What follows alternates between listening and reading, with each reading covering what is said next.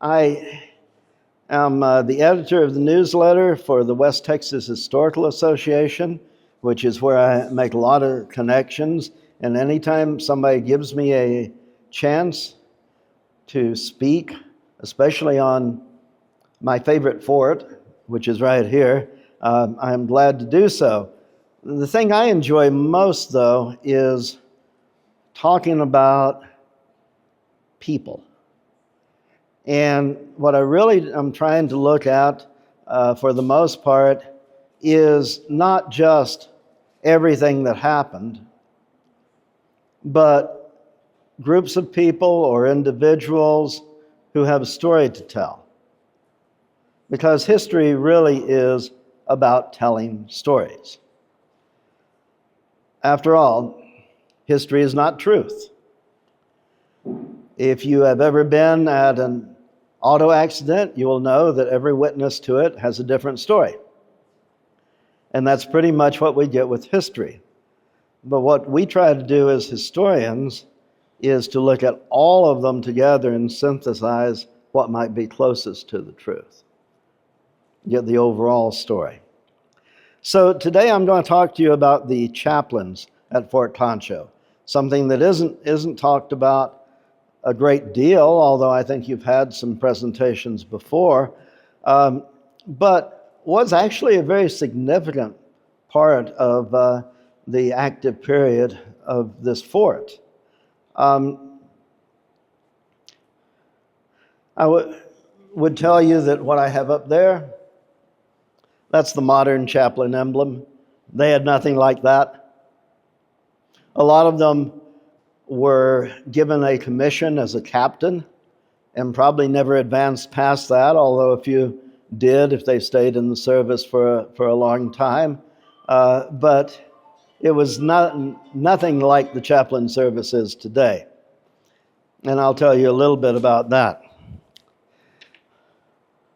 On April 30th in 1871, 3 weeks after his arrival at Fort Concho, Chaplain Norman Badger ventured across the North Concho River to conduct worship services in the small collection of saloons and shanties that would become the town of San Angelo. Post Surgeon William Knotson noted in his monthly report that was probably the first time that the name of the deity was ever publicly used in reverence in that place. In this missionary endeavor, Badger demonstrated a dedication and enthusiasm that established a standard for the chaplain service at Fort Concho. Although not in the front line of battle or even in the post chain of command, the chaplains served diligently as pastor, teacher, librarian, bakery supervisor, gardener, and even post treasurer. Despite adverse conditions and occasionally ill health, the chaplains who served Fort Concho during these years struggled to establish a civil and moral atmosphere on the edge of the Texas frontier. Since the Army had funding for only 30 post chaplains for over 100 Army installations, they normally only served in the most remote locations where they thought there was the most need. In 1868, Fort Concho stood at the edge of civilization.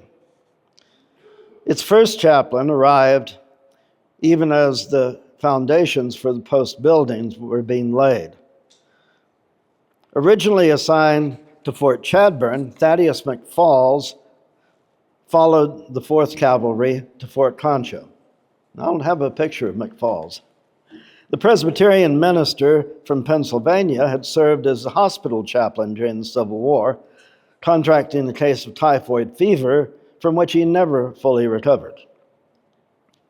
By February of 1869, his illness had become serious enough that Dr. Knotson had to place him on extended sick leave and send him back to Washington, D.C. for recovery. Back east, McFalls was able to return to work as clerk for the Washington City Presbytery, yet he still died in May of 1873 at the age of only 39. This left the growing post with no active chaplain during most of its construction phase. The Army did employ a civilian schoolmaster, although Dr. Knotson noted that the awarding of a less amount to a schoolteacher as salary than to an enlisted man will hardly encourage enough talent. Knotson also noted that Manuel Joaquin Gonsalves, the newly appointed regimental chaplain for the 9th Cavalry, did conduct services with permission in the ward of the hospital in May of 1869. Black regiments during this period were actually allowed their own separate chaplain, whether there was one on post or not.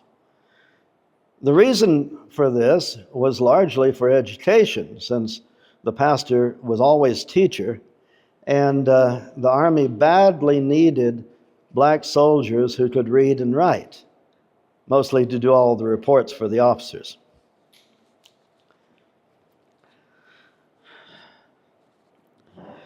So while McFalls remained on the sick list, the War Department made no move to replace him. But finally, in 1871, McFalls was declared unfit for duty, and the Reverend Norman Badger was assigned as his replacement. Born in Massachusetts in 1832, Badger graduated from the Theological Seminary at Kenyon College in Gambier, Ohio, and was ordained to the Episcopal Church. In 1812. He was ordained in 1837. That same year, Badger married Mary Elizabeth Leonard of Circleville, Ohio. He served at several Episcopal parishes in Ohio before returning to Kenyon in 1840 as principal of Milner Hall Preparatory School. While at Milner Hall, Badger became editor and publisher of the Western Episcopalian and Gambier Observer. From 1859 to 1862, he served as professor of ancient languages at Shelby College in Kentucky, and also filled in the president's job for a brief time. He also served briefly as pastor of St. Andrews in Louisville, Kentucky. Then in March 1864, with Civil War casualties continually mounting, he noticed a need, and the 46-year-old Badger applied for duty as an Army hospital chaplain. The War Department assigned Chaplain Badger to the hospital at Jefferson, Indiana. In 1865, he mustered out of the hospital service and returned to Kentucky as chaplain for Taylor Barracks in Louisville. While there, Badger engaged in missionary work among the poor communities of Louisville, both black and white. He preached the mission areas each Sunday, taught classes for the poor, and aided the black community in their attempt to establish an independent hospital. His colleagues described him as an ardent and enthusiastic worker for Christ. Badger also studied the Army's enlistment system and made suggestions to the Adjutant General's office for reforms. His proposals included moral and educational requirements for promotion, continuing education while in service, and withholding a portion of each enlisted man's pay, withholding a portion of their pay until the expiration of their term of service. A former classmate and friend of Badger's, Secretary of War Edwin Stanton, nominated him for appointment as one of the 30 authorized chaplains in March 1867. On March 20th, 1871, Norman Badger received orders to report to Fort Concho. Arranging for his family to stay in Ohio for a short time, he arrived on Sunday, April 9th, to find the post in the process of construction. Dr. Knotson provided one of the hospital wards for worship services following 2 Sundays, and on the last Sunday of April, Badger ventured across the river to begin his missionary work among the rough citizens of San Angelo. Or at that time, it would be St. Angela. That's where he conducted most church services for a while. Concerned by the disposition manifested by the army of the soldiers to visit houses of, or rather places of dissipation surrounding the fort, he decided that he would need to work on the community and make it a more civilized society to help the soldiers at the fort. The remote frontier outpost presented Chaplain Badger with a tremendous challenge. Is that a light? I'm sorry. I'll interrupt. It is. That actually will help me a lot. During his first month on duty, Badger took over the post school, established regular hospital and barracks visits, and began efforts to create a library. The chaplain continued to preach on Sunday afternoons to the local citizens across the river and held services for the black troops in their quarters on Sunday evenings. He also planted a post garden on 10 acres leased from the nearby Bismarck farm. In 1871, Badger's garden provided almost daily supplies to the often undernourished soldiers of lettuce, beans, corn, squash, cantaloupes, watermelons, and a small supply of okra, peas, and potatoes. Now, the Bismarck farm later canceled that lease because Badger was becoming too much competition for them. But he was not deterred. He found a 1/4 acre to continue gardening, but it was not as well irrigated and had to have 10 barrels of water carried to that location every day during growing season. In November 1871, Badger brought his wife and 2 of his daughters, Mahala and Sally, to Fort Concho. With his family to support him, the chaplain began conducting worship services of a more social character on Sunday evenings in his quarters. He was also an excellent cabinet maker with a shop behind his quarters at the fort, where he would teach the officers' children and enlisted men who wanted to learn cabinet making. He expanded the post school to include classes for officers' children during the week and for the black enlisted men at night. Badger even ordered new school books for the troops, although his monthly reports indicate difficulty in receiving the shipment of these books from New York.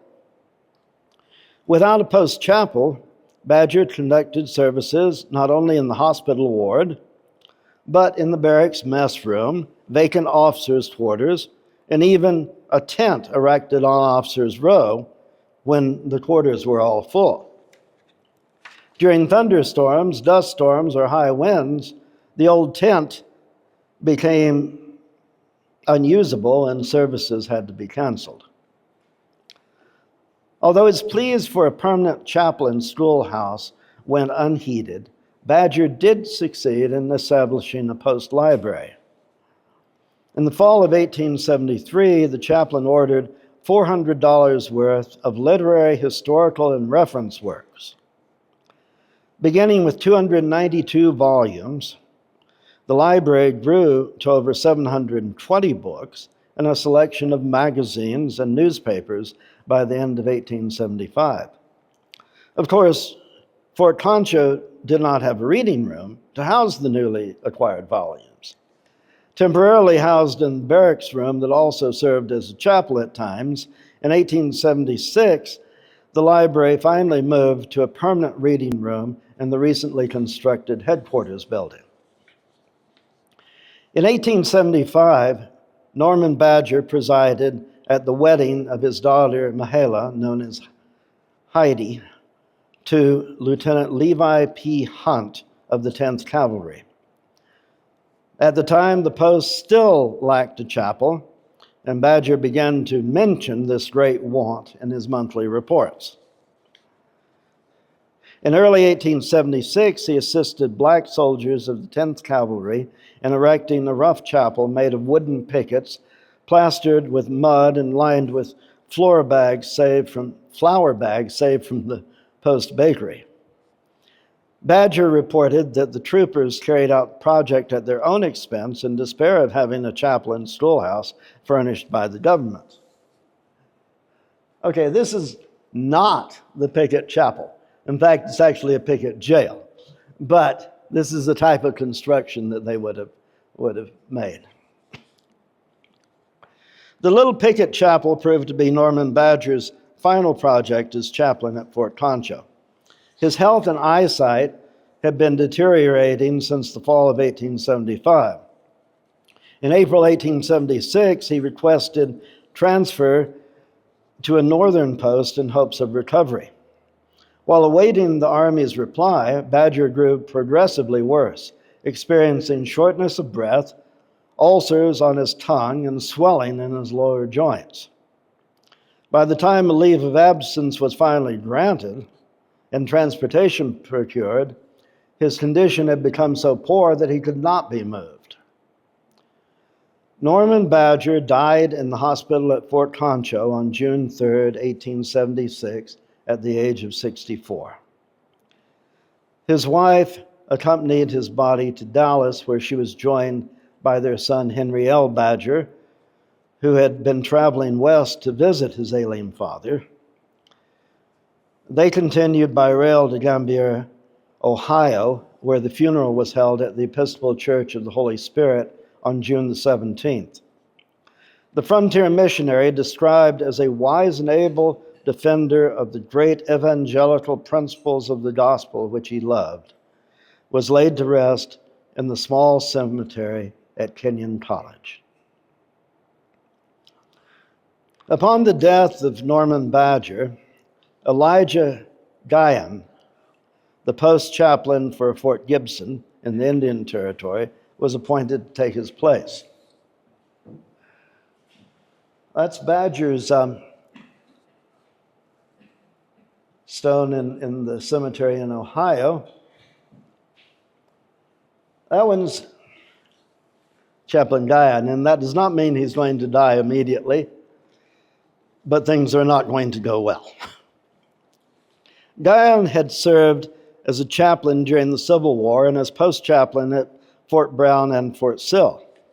Yet his own health was so poor that he could not make the trip to Fort Concho. He was granted leave and eventually made it to California, hoping the climate would aid in his recovery. However, he died near San Francisco in January 1879, and a different chaplain had to be assigned to Fort Concho.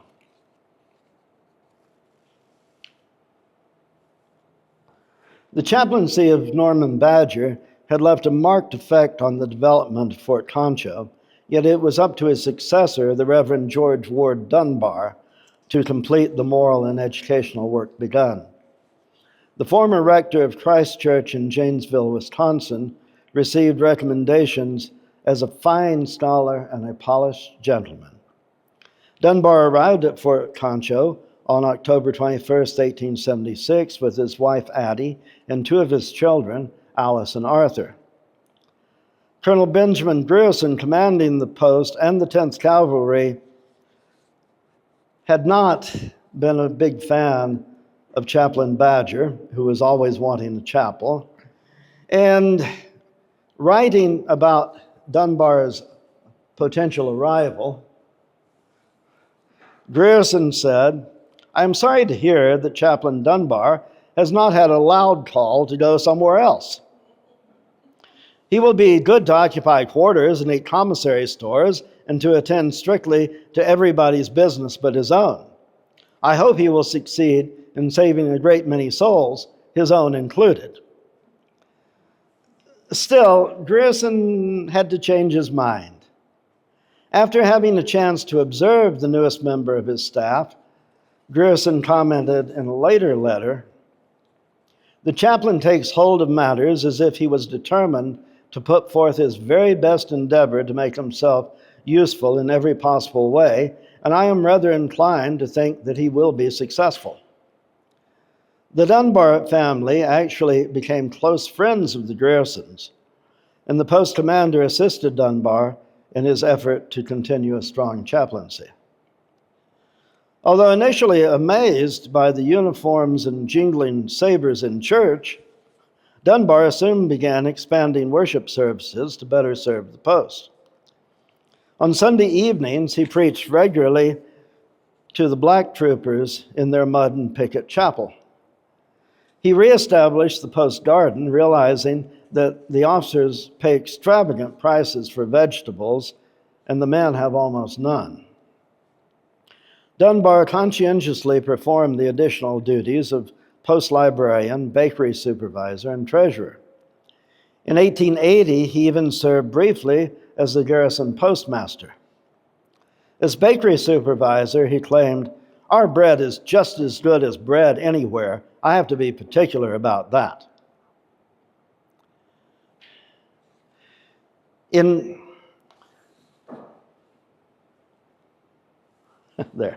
another Dunbar picture. In May 1877, Dunbar wrote to his bishop, "I hold services on Sunday evening for the officers and their families, and on Sunday morning for the officers and their families, and on Sunday evenings for the men. On the evenings of the week, I hold night school for the soldiers. I have married 3 couples, buried 4 soldiers, and 3 persons not belonging to the post." The following year, he reported, "The hardest work of any Army chaplain is usually teaching. This is likely to be increased by a recent order which makes the chaplains the principal of a school which shall include soldiers, children at the post, and citizens' children. His only assistants are to be detailed soldiers. Besides this, he must visit the sick, bury the dead, too often the murdered dead, hold his Sunday services, usually in an airy ward of the hospital, and write his sermons. 15 minutes should be the limit of the longest sermon."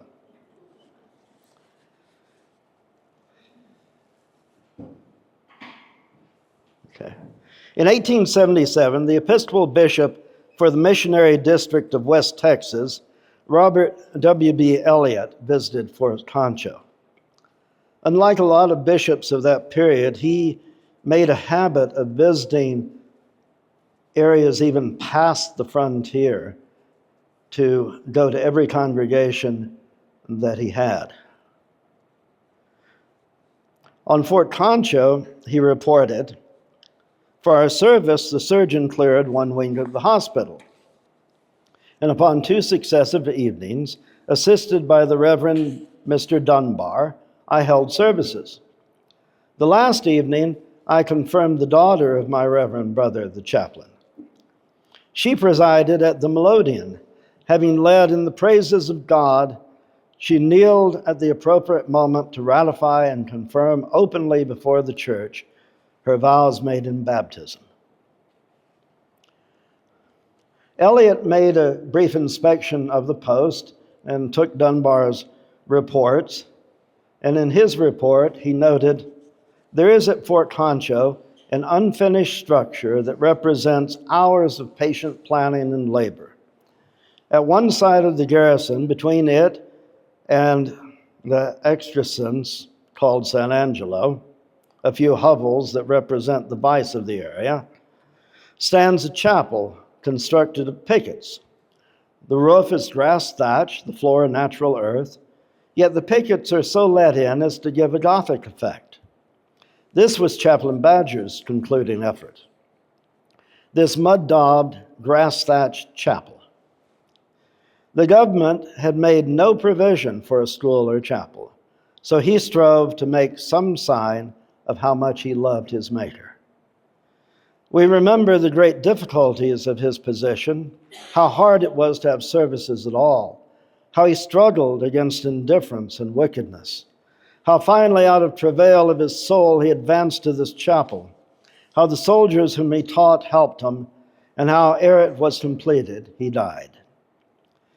It remains in its roughness, with its little attempt at architecture, a pathetic appeal on behalf of Christ, a remonstrance against the indifference of a government that is too short-sighted to provide schoolhouse or chapel for the officers and men of its army. Eliot concluded by thanking Chaplain Dunbar for his hospitality and noting that the chaplain was committed to finishing a chapel. So, in February of 1879, workmen completed the last permanent building at Fort Concho on a foundation that had originally been laid for a kitchen for a new set of officers' quarters.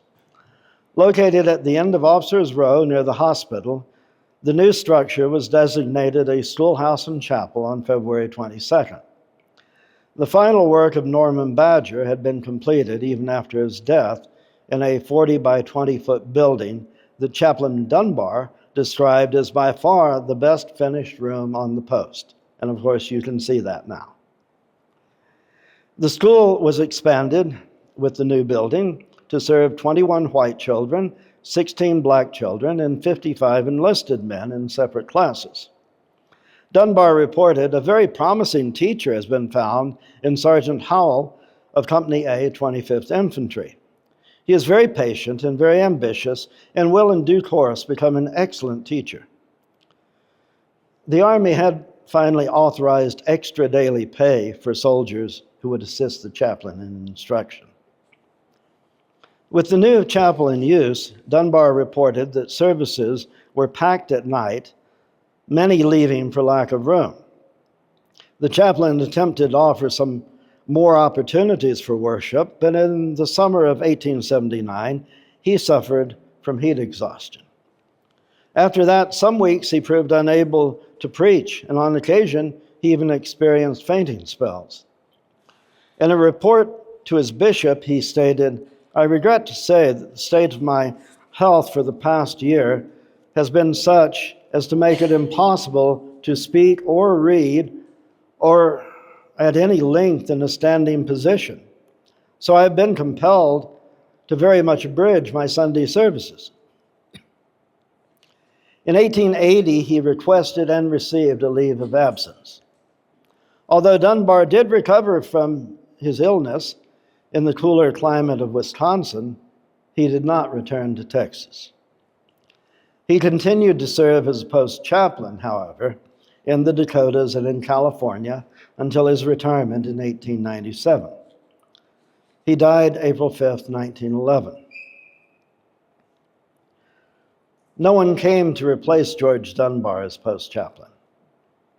Instead, a new regimental chaplain had been appointed to the 10th Cavalry headquarters at Fort Concho, eliminating the need to have a separate post chaplain, as long as the headquarters was there. Okay, didn't find a good picture of him either. The new 10th Cavalry chaplain, Francis Hire Weaver, was the last Army chaplain to serve at Fort Concho. An evangelical Lutheran pastor who had served as an enlisted man during the Civil War, Weaver was born in Newry, Pennsylvania in 1844. After being wounded 3 times at Gettysburg, he received appointment as clerk in the Adjutant General's office in Washington, D.C.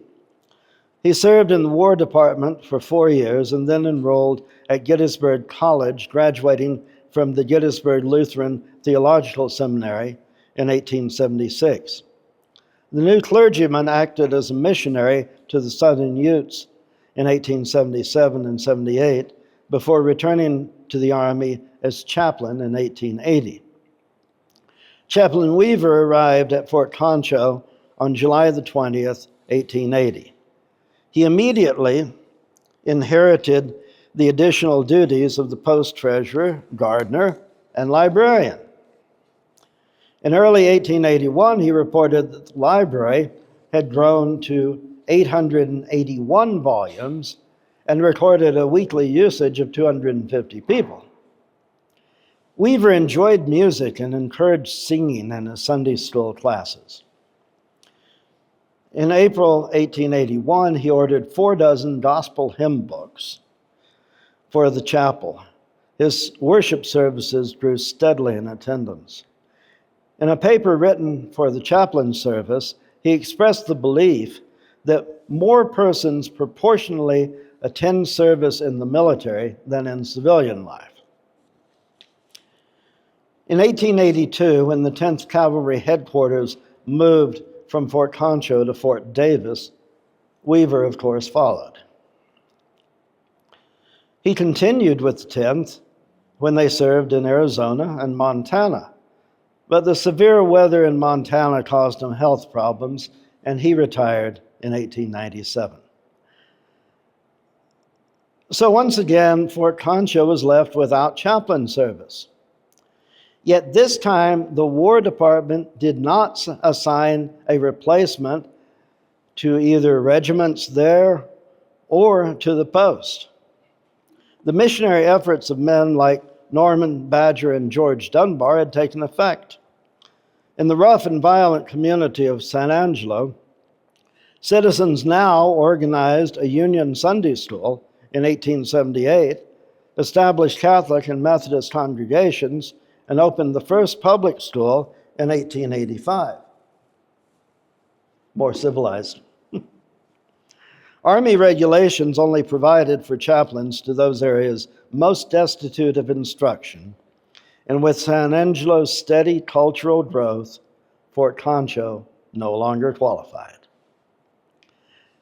The chaplains at Fort Concho proved to be a stalwart group of missionaries dedicated to ensuring a civil and moral presence on the military frontier. As much as any officers or soldiers, they exemplified the rugged spirit of the frontier army. They survived the harsh routine of military life on a remote outpost and tried to make it a little more civilized. In so doing, soldiers of God like Norman Badger and George Dunbar had a marked effect on the daily life of Fort Concho and on the developing community in San Angelo. Thank you.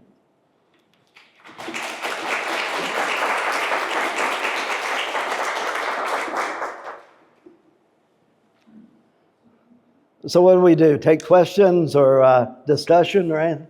To begin with, since there were only like 35 total slots for chaplains in the post-Civil War Army, after the Civil War they scaled everything back.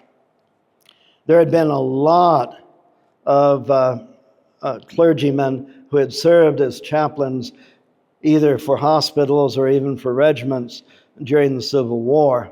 Most of them were not going to get a slot in the regular army. As I mentioned, Norman Badger got one because he was a friend of the Secretary of War. But they had to apply, and they had to have a sponsor, usually not one that high. And if they were accepted for the chaplain service, then they were offered an assignment. And sometimes they weren't immediately offered an assignment. Something you might have noticed in my talking about it is that most of these guys served in other areas for a while before they actually got a post or a regiment to serve. So it was a coveted slot because it paid a captain's wages, which was better than most jobs then, and certainly better than most churches, except large ones. Yes, almost always. Having been an archivist a couple of times for the Episcopal Church, I looked at the history of that in Texas quite a bit. And what I found is that in almost every frontier area, the first and only clergy there were the ones the military brought.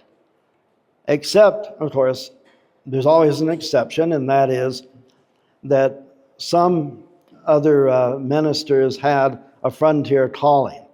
They would ride a circuit because that's what they preferred to do, which meant that they weren't there every Sunday, but they were spreading the gospel. Or they may have been people who wanted to move west and therefore settled along with all the other frontier settlers in the same place and then began their church in that way. But in most cases, on the Texas frontier, I can look at cases I've actually seen pretty well, like Fort Mason, Fort McCavitt, even Fort Bliss.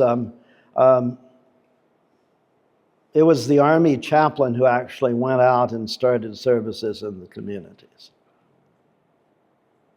So they were church planters.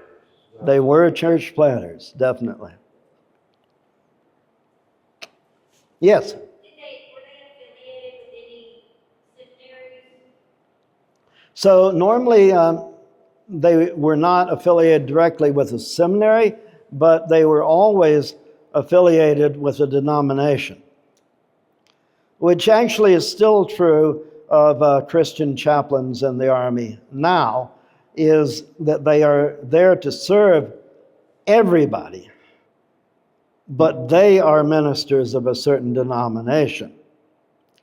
In this case, at Fort Concho, the first one was a Presbyterian. The ones that were there for most of the time were Episcopalian, and the last one was a Lutheran. But they were all affiliated with a Christian denomination. What about Catholics? There were Catholic chaplains in the Army.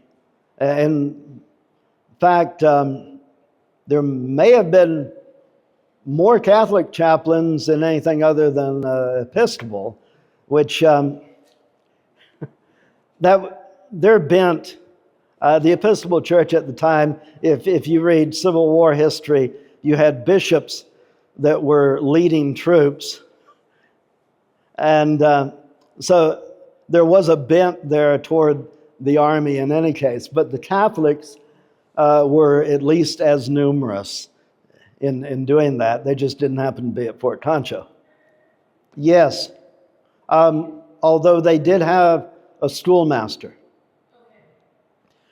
They continued to use the model where there was supposed to be a soldier who received extra pay to conduct school. But you're actually talking about a very short period of time. And you can tell me the actual date because I don't remember it, even though I wrote it more than once. But Fort Concho closed in 1883. So there was very little time in between, really. We closed in 89. What am I thinking of 83? It was probably McCavitt. Okay. See, I write all this stuff and I still get it wrong. Hopefully not too much. Hopefully what I'm giving you is a good picture of all of this. But yes, they did for the most part go into town. However, the other side of that is that you now have a reciprocal effort, okay? Because before this, the chaplains at the post went into town to preach. At this point, with some really strong churches having grown up by the early 1880s in San Angelo, on occasion, the ministers from San Angelo came to the post to preach. Yes, there again, I was studying the Episcopal Church for some of their history of the Western Diocese and all here, and I did see that was the case. Yes, yes. Every post had a cemetery. For the most part, when posts were abandoned, the graves were all dug up and taken to another active military cemetery. A lot of the graves from posts along this western frontier line were taken into San Antonio. It's fun to go to the old cemeteries on the east side of downtown San Antonio and look at how many military graves and others from that period are out there. So we wouldn't find those in any of our local cemeteries? Normally not. On some occasions, though, there were civilians who were buried on post, and they might be reinterred in a local cemetery that wasn't available when they were actually buried. It was a very difficult job. I remember that not too long ago, there were a group of Buffalo soldiers who had not been well identified, who were identified and a proper marker put on them. For that very reason is that it did sometimes happen that they were transported and not properly identified. But the alternative, of course, was to have military burials in an area that the military had no intention of coming back to, even though on occasion they did. In this area in particular, with places like Chadbourne, McCavitt, even Mason, the military did come back and remand them at times. But after Fort Concho became active, it still served as kind of the central point for all of that. So it's more likely that anything like that would still have come to Fort Concho. At the Sutler's store down that way, right? Down that way, I mean, it's also available everywhere, Amazon, Barnes & Noble, and whatever else. But they are selling it right here at Fort Concho if you would like to look at that. Got to make sure they get some good business. Anything else anybody would like to talk about? Thank you all very much for being here today. I really enjoyed doing this.